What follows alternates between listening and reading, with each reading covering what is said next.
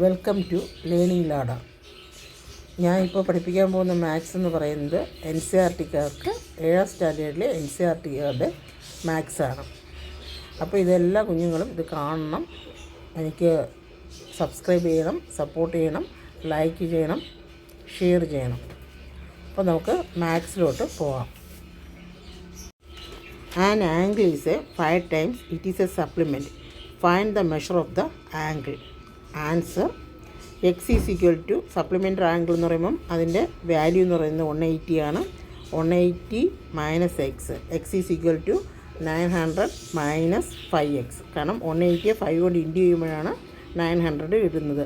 5x plus x is equal to 900. അപ്പം 5xും എക്സും കൂടെ പ്ലസ് ചെയ്യുമ്പം 6x is equal to 900. x is equal to 900/6.